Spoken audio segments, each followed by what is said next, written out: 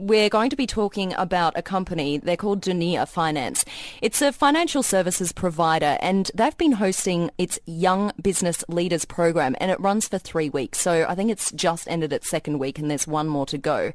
It's really to attract future leaders from around the world to hone in their skills and then bring those skills back to the country where they're from or where they're studying or where they intend to set up their businesses. Now, Ray, you've been we'll hear more about this, won't we, in just a few? Absolutely. I mean, it's a very interesting initiative. You know, they're finding these young people from not just within the UAE, but actually all over the world. People have flown here to take part in this. And as you'll hear in a moment from Mariam Al-Samni, who's the dean of the course, there is a really stringent process with which they find and allocate these people places on the course. And I guess it's another excellent example of how young business leaders are being developed here in the UAE.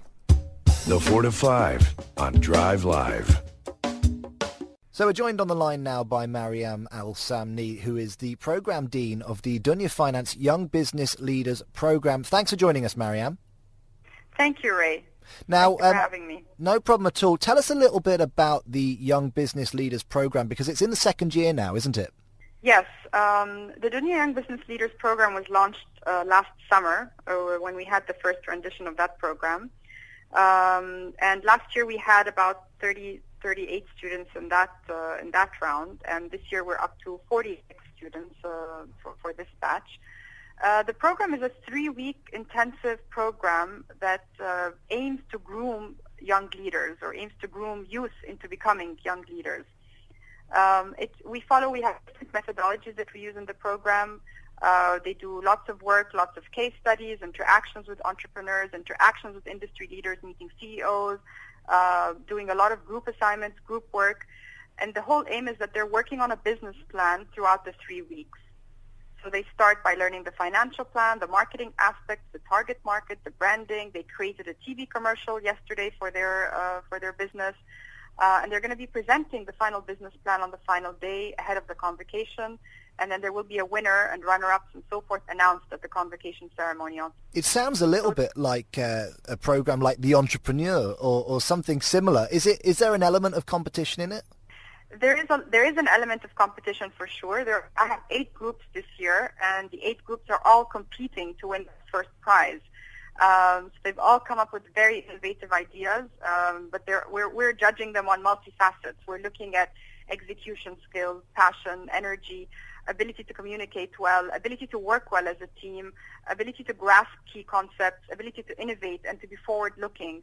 So, and there will be one team that wins the grand prize and also some runner-ups. So yes, there is quite a heavy competition in the program. It's the kind of program that I imagine quite a lot of young people would have been interested in getting involved in. How did you actually select the young people that are going to be taking part?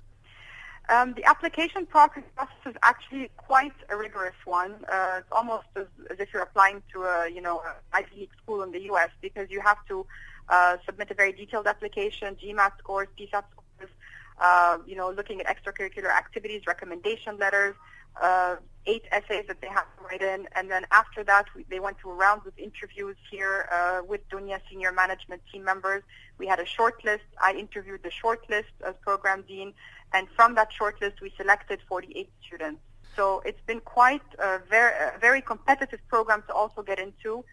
This year our number of applications doubled. Our intake goes up by almost 30% or so.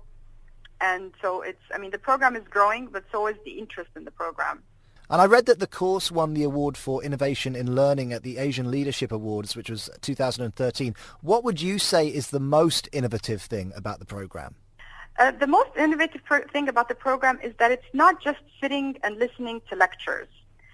We have multidisciplinary teaching methods in this program. There's several things. One is the multidisciplinary teaching methods. The other is how we're able to bring in very diverse nationalities into the program from the UAE as well as some students who have flown in. On the first part, the methodologies, we have a lot of different ways. One is they get a lot of readings that they have to do, very high-ended kind of articles like from Harvard Business Review and so forth, which is a bit of a stretch for this age group. But we're trying to open up their minds to see or to read things which they wouldn't normally get in their school curriculum. And then they also get to meet successful entrepreneurs. They could be young entrepreneurs. They could be very seasoned entrepreneurs who have set up large conglomerates. So they meet the diverse kind of people. They meet angel funding investors to tell them about how they choose their types of companies that they want to use.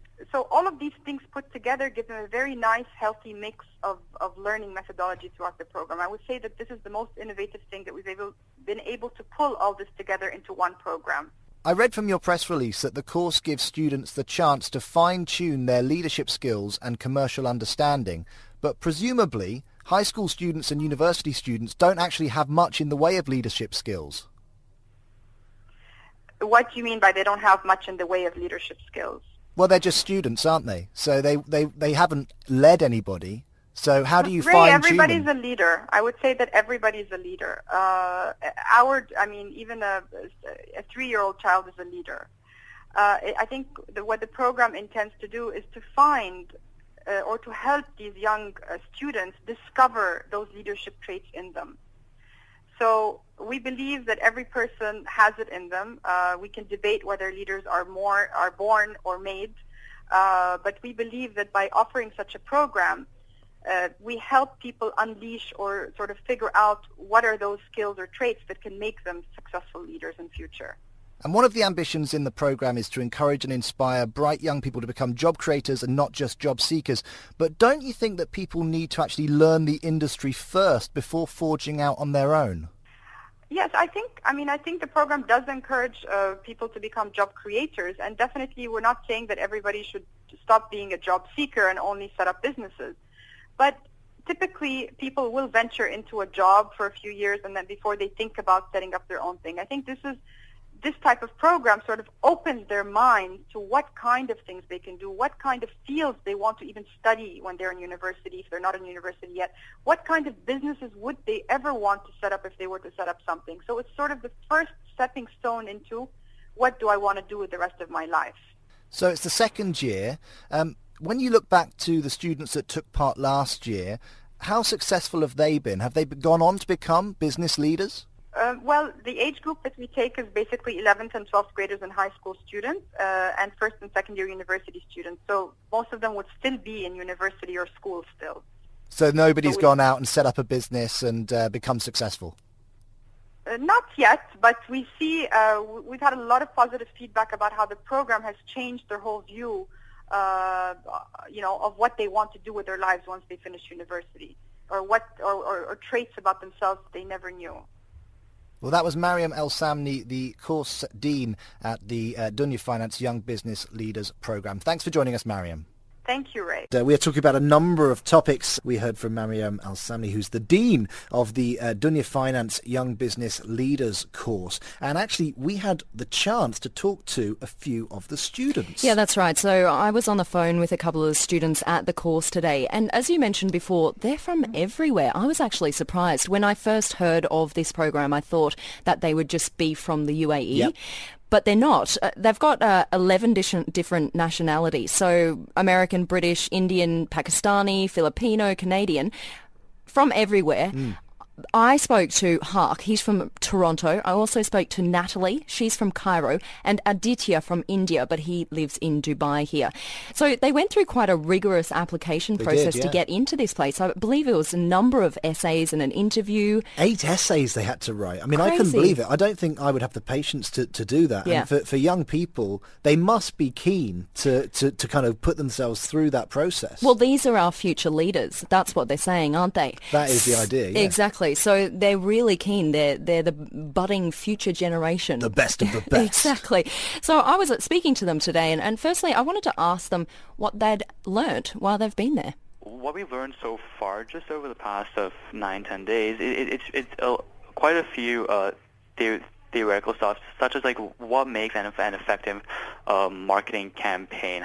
How do you identify a target market? How do you embrace that target market? What are the different launch plans which you could do, which would help you bring your business to success? What I really love about this course is that it's something which really differs from what you learn in school. as in a sense, like school, it's very like I won't say that there's one way to do it. However, there's one curriculum which you learn. Everyone learns all the same things, such as math, physics, economics. However, this Dunia is really running a program which is really amazing. As in a sense, none of us have really studied all this material. And another thing is that we are learning alongside some of the brightest minds in the area, which is really intellectually stimulating. We've been learning about marketing, sales, branding. The session that I really enjoyed was branding and how to create a strong brand, you basically need to simplify, unify, and amplify.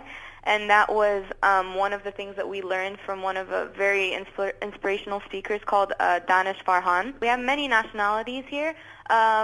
Basically, in my group, we have me, Egyptian, and Nigerian, and Indian. There's a lot of diversification here, and you learn about different cultures and different people and where they come from. It's very interesting.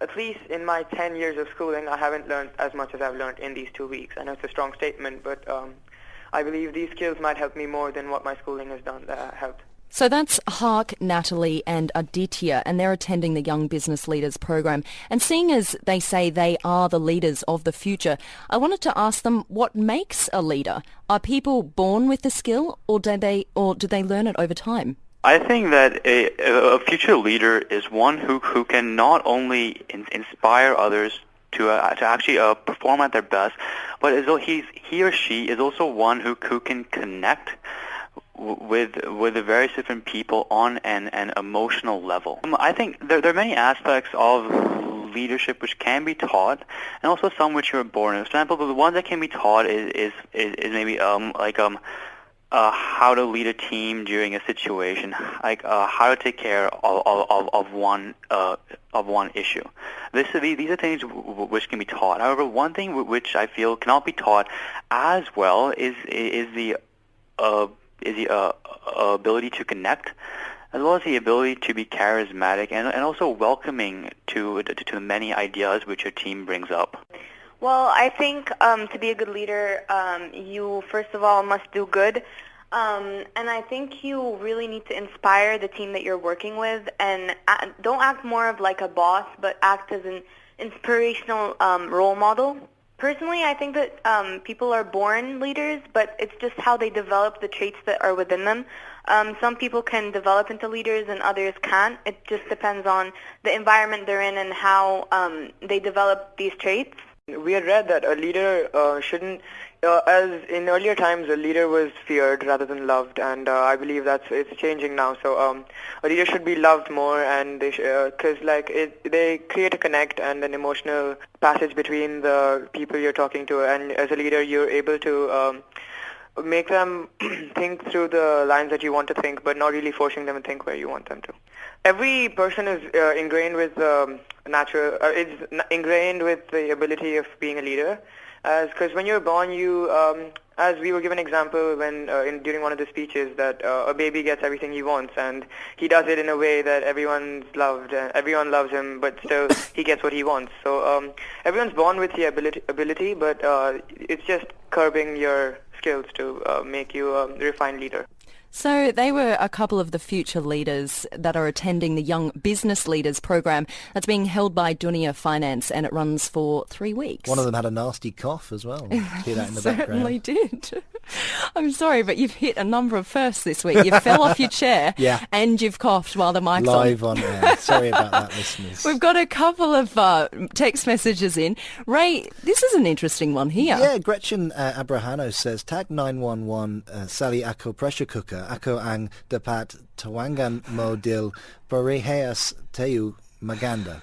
Yeah, which means you should choose me to be the rightful owner of the new pressure cooker because we're both good looking. I'd like to encourage our Filipino listeners to continue to text into us in Tagalog, and we will read out all of your text word for word. Someone else wants a knife and someone else wants a fork.